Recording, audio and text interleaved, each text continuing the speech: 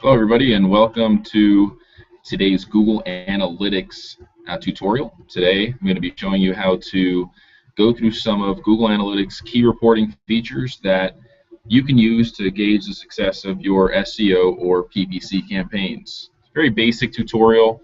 I'm going to be releasing some more advanced ones in the future, but this is really to just go over, like I said, some of the key reporting features that you need to know how to use in order to really gauge or measure the success of your PPC or SEO campaign. So, diving right in, we're going to go ahead and start off with Google Analytics. Some of you might be running AdWords. Again, I'll create a video separately for AdWords.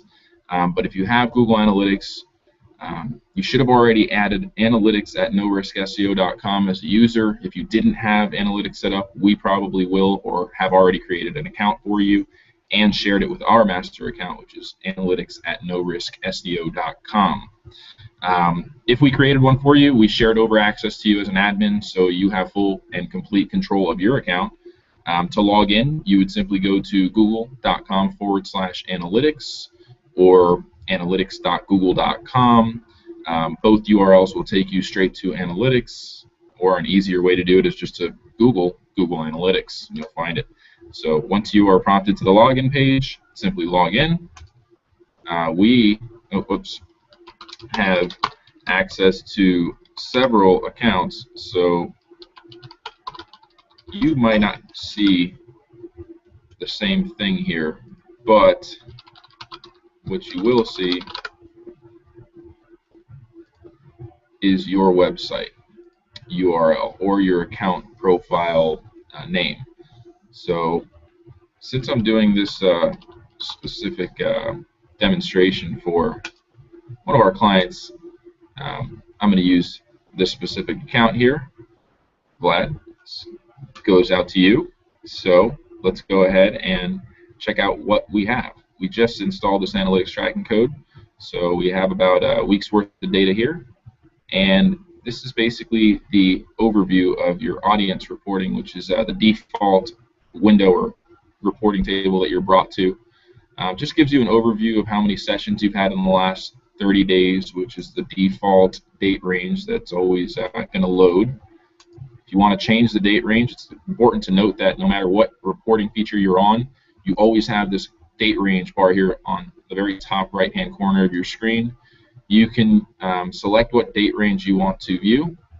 You could do things like compare date ranges. If you just click that checkbox, it'll automatically compare an equal date range to the already existing date range at the top here. So if I wanted to compare the last 30 days to, let's say, instead of the equal prior date range, I could click this drop down and select a custom date range to compare it to, or equal date range but from last year. So instead of comparing it to the last 30 days, you could say show me May 23rd through June 22nd of 2013 compared to the same date range in 2014, which is also a pretty great way to compare your data, especially in industries where you're dealing with seasonal trends.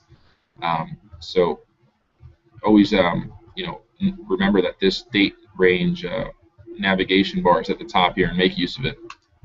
A couple of reports that I'd like to show you how to use, which I feel are most important. Obviously, we create custom dashboards for you, which allow you to see if you're getting phone calls or form submissions or revenue if you're an e-commerce store strictly from the pages that are usually city-specific pages or product-specific pages that you're paying an SEO company like us to promote and get to show up on the front page of Google. So typically, the way we'll build our custom dashboards, which if you have one will show up right here under private dashboards. Usually we label it No Risk SEO dashboard. The way you would create a report like that is pretty simple, and that's kind of what I'm going to show you how to do today. So without further ado, let's drill down to the acquisitions reporting tab, which is probably one of the sections that I use most frequently whenever I'm doing an analysis of data here for one of our clients. So to get an overview of the acquisitions, meaning visitors that your website's getting, I usually click on all traffic first, and since we're only dealing with a small piece of data here, I'm actually going to change the date range so that we could just see the data from the last couple of days. So it's a little cleaner looking. So with all traffic, you basically have an overview of all the different sources that are drawing traffic to your site, whether it's organic Google, paid Google, Twitter referral, Bing organic. So you can see that there's a lot of different traffic sources. And what I like about the all traffic report is that it shows your conversion rates if you have goal conversions configured. We don't have goals configured yet, but we're working on a bunch of developmental changes for this website, and it will be configured here shortly. And it'll apply conversion rate to whatever type of dimensions you have set. Dimension being either a source/medium, which is what we have selected by default. So Google is the source and the medium is organic. If it was pay-per-click from Google, it would say Google/CPC to indicate that it's a cost per click source. Now, if we wanted to change the primary dimension, you could choose keyword or other. For example, let's say landing page, if we wanted to see what pages were being used as an entry path. And typically what I like to do is drill down into the organic first so that you know you're only dealing with organic at this point.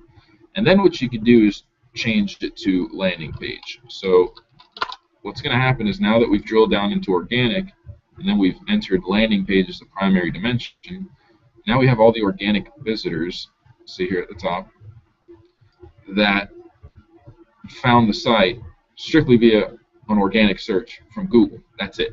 So we've stripped out all the other traffic. Now we're left with the landing pages that were used when people found the site organically. Now, if we hit the drop-down arrow to show all rows, you can see there's quite a few pages that are getting traffic from the site organically. And you could also see if there was goal tracking enabled, which pages have the highest conversion rates, which is also a very important metric to keep an eye out on. Unfortunately, with Google now, you're not really getting so much keyword data as you used to about a year ago. Now they're just pretty much throwing all the search queries that visitors used into a category called not set or not provided. I'm going to show you an example. So let's just say we want to see more than just the landing page. You can actually see which landing page and keyword was used. So which combination of landing page and keyword was used, and the conversion rate for that combination. So to do that, we leave landing page as the primary dimension, and then we use our secondary dimension as, let's say, for example, we wanted to use keyword for now, just to show you that you're not getting too much keyword data anymore. See, not provided, not provided. Almost everything's not provided, but you do get some stuff here. So this is another great way to see what combination of landing page and search terms your visitors are using. And you can also, toggle between what primary dimension and secondary dimension to use to see more actionable data, such as what city are my visitors coming from and which combination of visitors to my home page and cities are drawing the highest conversion rates. And that way you can set your bids accordingly in AdWords. If you're spending money on, visitors coming to your home page from Hollywood and Linden, but Hollywood has a conversion rate of maybe 5 or 10% versus Linden, which is 0, you might want to turn off ads for Linden. I know that's a drastic recommendation, but just to give you an idea. So typically when dealing with date ranges, segments of data, you always want to look at least a good 6 months, sometimes even a year, to really get a true data sample that's reliable and accurate. Short periods of time, you might see fluctuations in different cities and the way they perform, but typically you want to have a big enough data sample to really make the right decisions. The last thing you want to do is eliminate a landing page or a keyword because it performs poorly for a month out of the year, when in fact the next year it might have an outstanding conversion rate. I've seen it happen many times. So that's kind of how you navigate through your all traffic reports. Again, if you're doing AdWords or you're running ads on Facebook, you can do the same thing I just showed you, but instead of using Google Organic as the primary source, you could drill down to any other one. For example, Bing Organic. They also show, just like Google, pages, not just a website, just a home page. You can see many pages of anyone's website. For example, you have a Learjet page and a Gulfstream jet charter page. So depending on what keywords are used, those show up. just play around with them. With Bing, you get more keyword data. So here you can see what actually keywords are used and which landing pages were shown up. And that's really I think, the most important and easy to interpret reporting page or feature of analytics is the all traffic reports. That's it for now. Next, I'm going to show you how to use the AdWords reporting feature. But I hope this gives you an idea of how to use the all traffic reports within Google Analytics. And feel free to reach out to us if you have any other questions. Thanks for watching, guys.